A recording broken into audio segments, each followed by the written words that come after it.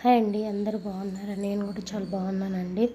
ఈరోజు వచ్చి రెసిపీ అయితే పండుమిర్చి నిలువ పచ్చడి అండి. నేనైతే నిన్న ఊరికి మా బాబాయ్ వచ్చినప్పుడు తెప్పించానండి. కేజీ తోటలో కాయలేనండి, ఫ్రెష్గా ఉన్నాయండి. ఇంకా పచ్చడి పెడదామనుకున్నానండి, అందుకని మీతో షేర్ చేసుకుందామని వీడియో తీశానండి. దీనికి కావాల్సిన పదార్థాలు అయితే నేనైతే కాయలు తెచ్చినప్పుడు మొత్తం ఇలా క్లాత్ తీసుకొని శుభ్రం చేసుకున్నానండి. మిరపకాయలను మొత్తం శుభ్రం చేసుకున్నానండి. ఇంకా మనం మార్నింగే మొత్తం తుడిచేస్తే, పొద్దున్నే తుడిచేస్తే ఇంకా తర్వాత ఫ్యాన్ వేస్తే, మంచం మీద ఫ్యాన్ వేస్తే ఇంకా ఆరిపోతాయండి కాయలు మొత్తము. నేను ఇలా మొత్తం తుడిచేసాను. ఇలా మొత్తం తుడిచేసి ఇలా ఎండపెట్టానండి. నేనైతే ఎండలో ఎండపెట్టలేదండి, ఫ్యాన్ కింద వేసానండి. ఇలా మొత్తం ఆరిపోయినాయండి, కాయలు అయితే తడిగా లేవు. ఇంకా నేను అప్పుడే తొడలు తీసేసాను.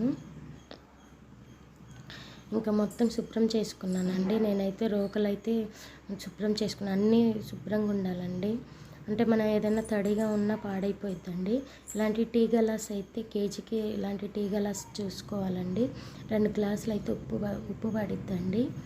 ఇంకా మనమైతే కళ్ళుప్పు ఉంటే చాలండి.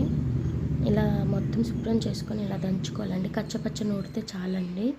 ఇలా డబ్బా కూడా నేనైతే తడిగా లేకుండా మొత్తం తుడిచేసానండి. మార్నింగే మొత్తం తుడిచేసానండి. ఇంకా చింతపండు అయితే మొత్తం ఇలా పీస్ అన్నీ ఉంటే ఇంకా అన్నీ తీసేసానండి. 200 గ్రాములు అండి చింతపండు అండి. ఇలా పచ్చడిలో వేసి ఇలా కలిపేసానండి. ఒక వారం మొత్తం ఉండాలండి. తర్వాత మనమైతే ఇంకా తర్వాత ఇలా కలుపుతూ ఉండాలి. ఇదైతే చూడండి బాగా మగ్గిపోయింది కదా పచ్చడి అయితే. ఇప్పుడైతే ఇంకా మిక్సీ మొత్తం ఆవాలు అవన్నీ మిక్స్ చేస్తున్నానండి. కావాల్సిన పదార్థాలు జీలకర్ర, మెంతులు, ఇంకా చిన్నులపాయ అండి. 2 స్పూన్ల జీలకర్ర వేసుకోవాలండి. 2 స్పూన్లు అయితే చాలు.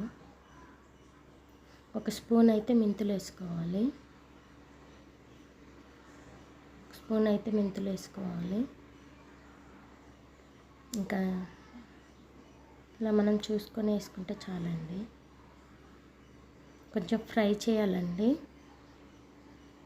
లైట్గా ఫ్రై అయితే చాలు.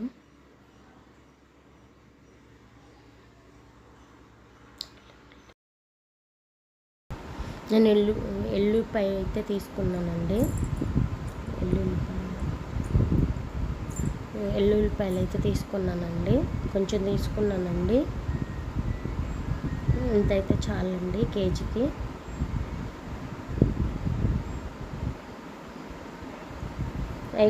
అవి కూడా కొంచెం ఫ్రై చేయాలండి లైట్గా.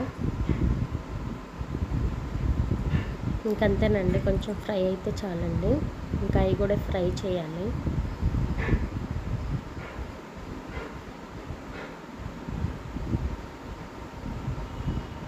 కొంచెం ఫ్రై అయితే చాలండి. ఇలా మిక్సీ పట్టుకోవాలి. ఇలా మిక్సీ పట్టుకోవాలండి. మిక్సీ పట్టుకొని పక్కన ఉంచుకోవాలి. నేనైతే పండుమిర్చి అయితే కేజీనే ఉందండి, అందుకని నేను మిక్సీ పట్టేస్తున్నాను. మనకి 2 కేజీలు అయితే గ్రైండర్కి ఇస్తే మెత్తగా అవుతుందండి. నేను మిక్సీ పట్టుకుంటున్నాను, కేజీయే కదా, అందుకని మిక్సీ పట్టుకుంటున్నానండి. నేను ఎప్పుడు కేజీ పెట్టుకుంటానండి, ఎప్పుడు కావాలంటే అప్పుడు పెట్టుకుంటానండి. పండుమిర్చి అయితే మనకి సీజన్లో దొరికిద్ది కదా, నేనైతే పెట్టుకుంటానండి. నేను కేజీ పెట్టుకుంటాను. ఇలా మనం మిక్స్ పట్టాం కదా ఆ పేస్ట్, ఇంకా ఇది పండుమిర్చి అండి. ఇలా మిక్స్ పట్టుకోవాలండి. ఇంకంతేనండి, మెత్తగా. మనకి గ్రైండర్కి ఇస్తే వాళ్ళు పట్టిస్తారండి, అని నేను కొంచెమే కదా అని మిక్సీకి వేసానండి.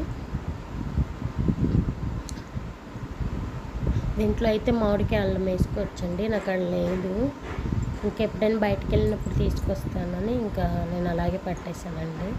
ఇంకా అంతేనండి, నిలువ పచ్చడి చాలా బాగుంటుందండి.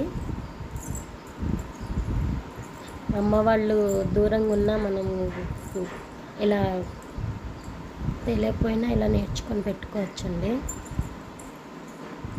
నేను ఎప్పుడు కేజీ 2 కేజీలు అలా పెట్టుకుంటానండి. పచ్చడి అయితే పాడవ్వదండి, ఫ్రెష్గా ఉంటుందండి. ఇంకంతేనండి. నిలువ పచ్చడి. మీకు ఎప్పుడు కావాలంటే అప్పుడు ఇంకా కొంచెం తీసుకొని పోపు పెట్టుకోవచ్చండి.